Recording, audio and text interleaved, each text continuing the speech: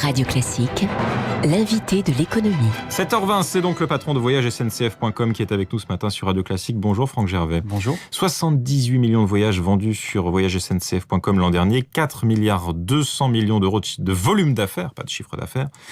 Ça fait de vous donc le plus gros site de e-commerce en France aujourd'hui ? Oui, on est le plus gros site d'e-commerce en France. On a 15 ans en cette année 2015 et on est fiers de nos résultats, y compris jusque l'année passée, puisque dans un contexte qui était un contexte compliqué pour le tourisme, qui grosso modo a souffert de la conjoncture, de la crise.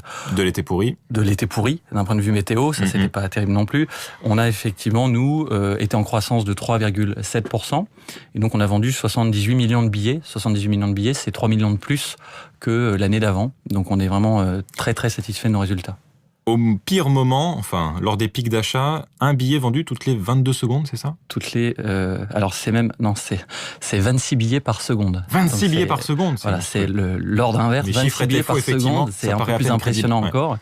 26 billets par seconde, on l'observe lors des grosses ouvertures de vente pour des périodes de circulation qui sont souvent les périodes de Noël. Donc quand on ouvre les ventes en octobre, il y a jusqu'à 26 billets par seconde. C'est le record qu'on a battu l'an passé, qui sont vendus. Et ça signifie qu'il faut que nous, derrière, technologiquement, on tienne complètement, on gère... C'est une infrastructure de fou. C'est gigantesque. En fait, pour vous donner un chiffre, on gère 60 téraoctets de données par mois. Ça parle peut-être pas à tout le monde, mais c'est l'équivalent de 30 bibliothèques nationales de France numérisées qui sont gérées chaque mois. Et là-dessus, nous, on a un mot d'ordre. C'est vraiment une fiabilité absolue pour pouvoir répondre à la demande de clients qui sont en mobilité, qui utilisent leur smartphone, qui consultent plusieurs fois une offre avant de l'acheter. Donc voilà, toutes ces demandes, il faut qu'on y réponde, et on y répond avec... on a plus de 250 ingénieurs en fait qui sont derrière les machines pour gérer ça chaque jour. C'est vrai que de plus en plus, si on ne s'y prend pas très à l'avance, donc le jour J, à la première heure de l'ouverture des billets pour l'été ou pour Noël, où on paye sa place de TGV assez cher sur les destinations les plus prisées.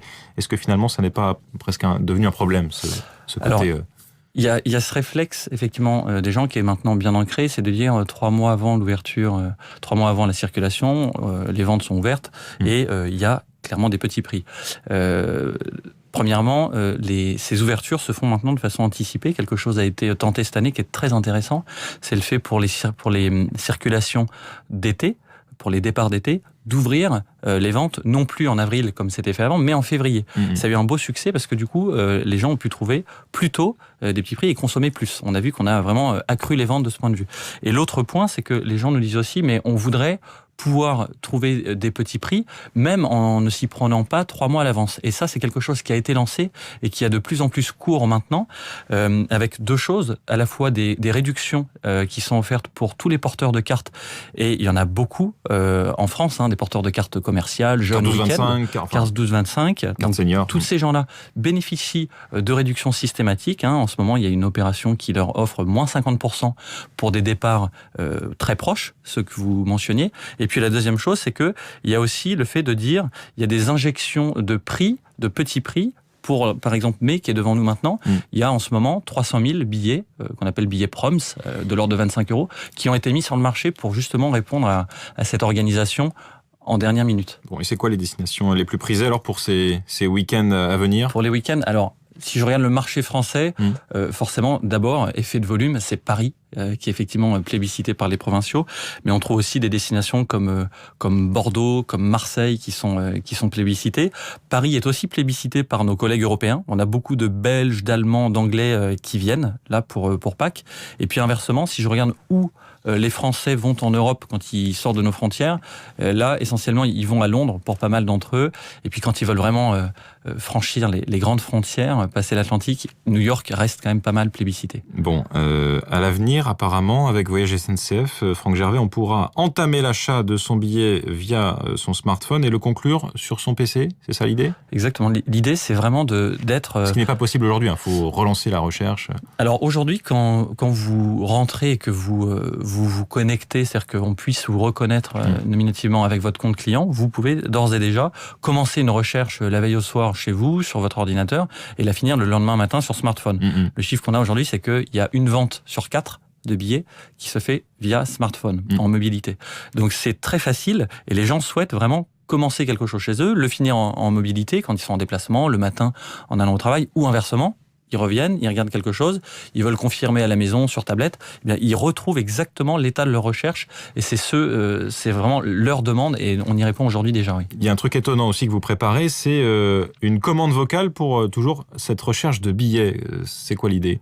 Ça, c'est intéressant, c'est que on inverse un peu le paradigme, c'est que vraiment c'est l'outil qui s'adapte à son propriétaire, à la voix de son maître. Donc, le propriétaire du smartphone va demander un Paris-Marseille et indiquer une date, ou demain, quelque chose comme ça, ou il peut indiquer Paris-Disney, par exemple, et on va reconnaître automatiquement pour lui la destination qu'il recherche, sa requête, et donc il va voir apparaître sur son smartphone le résultat, c'est-à-dire les offres qu'on lui propose pour pouvoir ensuite directement réserver. Et ça, on le lance en juin.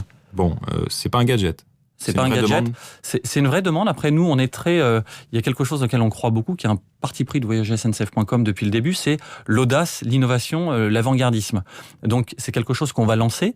Les clients ont raison par définition, donc c'est eux qui nous diront si c'est un usage qui rentre dans les mœurs ou pas. Ce qui est sûr, c'est qu'on veut être là, nous, quand ils nous disent testez ça parce que on le sent et ça pourrait bien marcher. On parlait des clients tout à l'heure. Vous avez une stratégie d'internationalisation. C'est ça qui tire votre volume d'affaires aujourd'hui, hein. Attirer les clients étrangers à réserver leur voyage en train en France depuis leur pays de résidence, c'est ça l'idée ?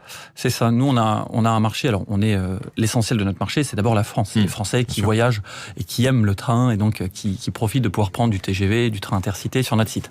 Mais ce qu'on voit aussi, c'est qu'il y a un gros potentiel de développement en Europe et à l'international. C'est-à-dire des clients européens ou des clients américains, asiatiques, qui viennent en France. La France, c'est la première destination touristique du monde. Et donc, à nous de leur offrir des solutions qui sont des solutions locales, des sites web faits dans leur langue et installés dans leur pays, pour qu'ils puissent réserver de la meilleure façon possible. Et donc, notre premier pays aujourd'hui dans lequel on est implanté, c'est les États-Unis. On a ensuite l'Australie, la Corée, qui marche très bien. Et puis, il y en a deux dans lesquels on souhaite se développer. C'est la Russie. On va ouvrir un site là dans 10 jours. Et c'est la Chine.